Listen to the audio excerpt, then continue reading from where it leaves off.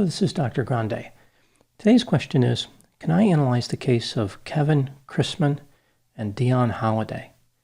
Just a reminder, I'm not diagnosing anybody in this video, only speculating about what could be happening in a situation like this.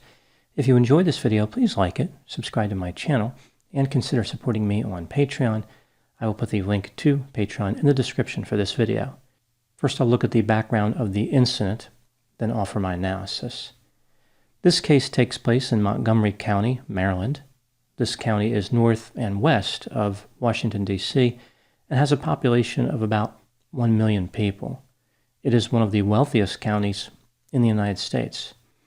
On January 14, 2020, at the East Silver Spring Elementary School, a 5-year-old boy in a kindergarten class had a behavioral outburst just after lunch.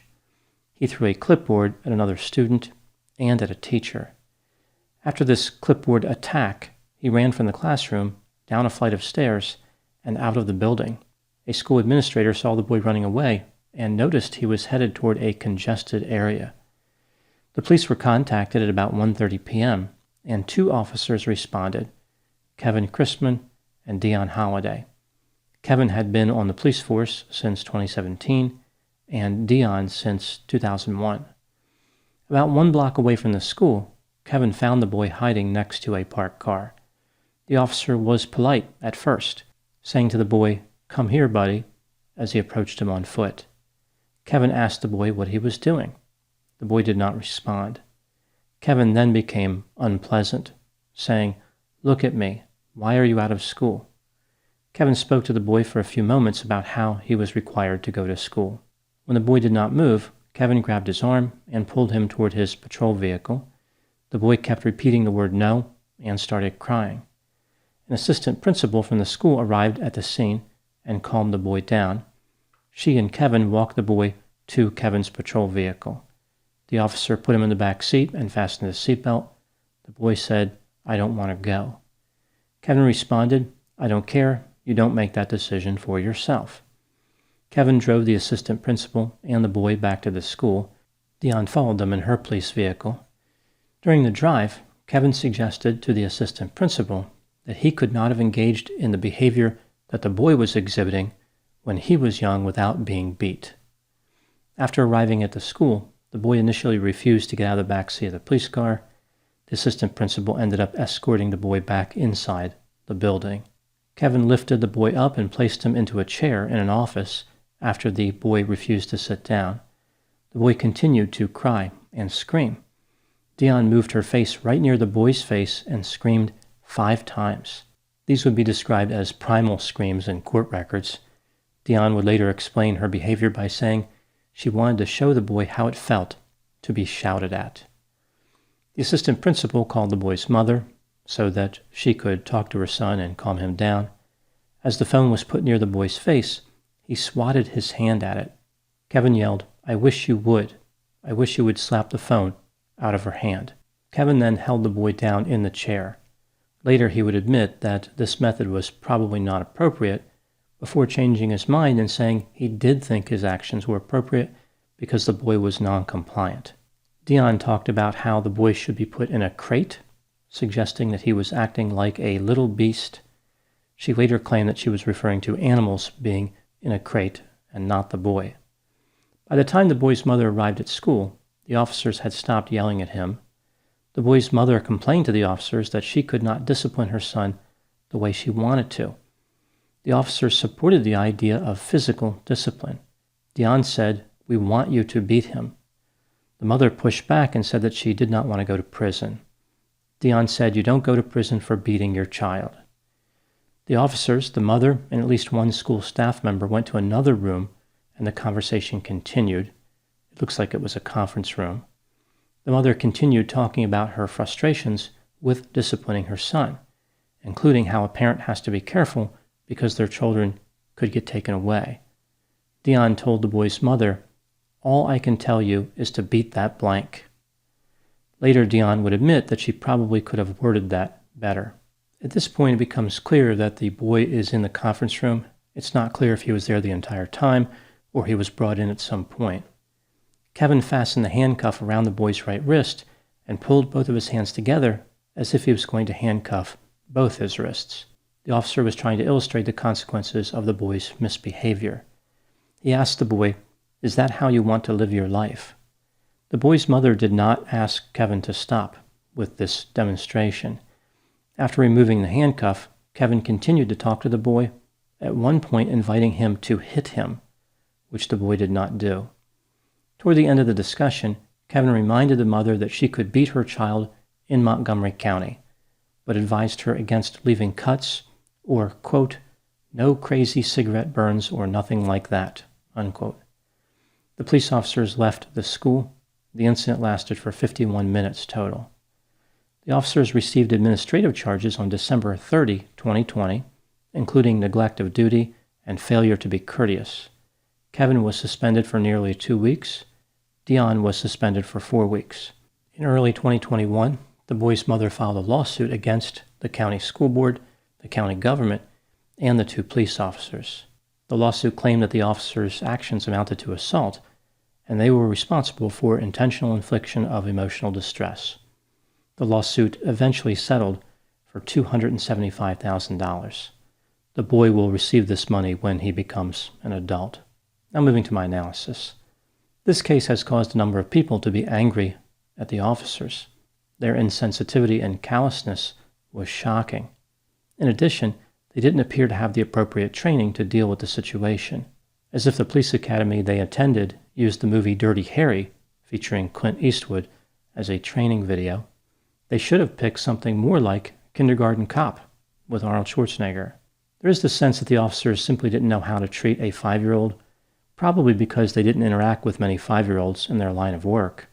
There are many examples of statements and actions the officers took which were inappropriate, like yelling and screaming at the boy, referring to him as a little beast, and talking about putting him in a crate. Dionne told the boy that she wished his mother would let her beat him. The boy was referred to as a shepherd for the devil. I would think that being a shepherd for the devil would actually be a difficult job because they look after demon sheep. They are much warmer than regular sheep. The officers appeared to be fixated on how surprising it was that a 5-year-old would act out. They just couldn't seem to get over that. In addition, they kept comparing his behavior and the response to his behavior to their experiences growing up, which is not necessarily the best way to appreciate another person's point of view. They just couldn't believe that the boy was not being physically struck by people who were caring for him. They were really offended by this. It seems as though they took it personally, like some great injustice had occurred because he was not being beaten. One of the most worrisome parts of the body camera video was the long discussion in that conference room. It was clear that the boy's mother was frustrated by the system and by his behavior. She did not appear to have a lot of faith in the system, including in the teachers and psychotherapists. I was left with the impression that the officers really did want to help. They understood that the boy's mother was frustrated. The problem was they were not equipped to assist her with this specific challenge, yet they insisted on offering advice. The only job the officers had was to return the child to the school, which they did, not to be mental health counselors, social workers, or case managers. As I mentioned, they actually suggested that striking the child was legal and recommended the mother engage in this activity. It reminds me of that saying, when a person only has a hammer, every problem looks like a nail. They viewed the child's non-compliant and harmful behavior as something that could be solved using violence. For them, punishment was the key to eradicating undesired behavior. Police officers tend to view the world as black and white, good and bad. They believe prison will scare good people into not committing crimes and adequately punish bad people who do commit crimes. The way many officers think, prison isn't just a necessary evil, it's actually the solution to a problem. When a 5-year-old boy acts out in this way, the solution certainly does not involve violence. Corporal punishment is generally considered to be ineffective. It often makes the undesired behavior worse. If the boy was approached calmly, a plan to address his behavior could have been discussed and put in place. There was no need for screaming, yelling, intimidation, or threats. Even an adult should not be treated this way, much less a 5-year-old. I think this case illustrates how officers try to solve problems immediately using the skills they have. They look at complex cases that may have taken years to form and try to fix them in a matter of minutes. The skills the officers possessed really didn't apply to the boy's ongoing behavioral problem. Again, all the officers had to do was return the boy to school. Police officers are often put in difficult positions that extend beyond their training and competency. They view it as their job to get involved. Yet other professions are not like this. It would never occur to firefighters to offer help in that situation. Like, what would they do? Point a fire hose at the boy and spray him with water? That would not make a lot of sense. Although, if they believe he was a shepherd of the devil looking after flaming demon sheep, maybe it would. Something else that stands out in this case is the tendency for police officers to get obsessed with dominating situations. Instead of reasoning through a problem and applying social skill, they often force their way through a problem by screaming, yelling, and terrorizing people into submission. If a victim will not submit, they might strike them or, in some cases, even shoot them. In this situation, I think the officers may have been frustrated because they couldn't use their typical tactics to the maximum. They knew that they were not allowed to tackle a 5-year-old boy. Without the ability to exercise their power, the officers essentially had their own temper tantrums. They became like the 5-year-old boy, reflecting his behavior. I think the situation is revealing.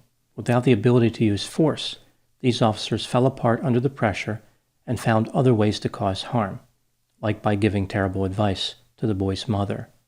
They revealed their true maturity level and found a way to engage in destructive behavior.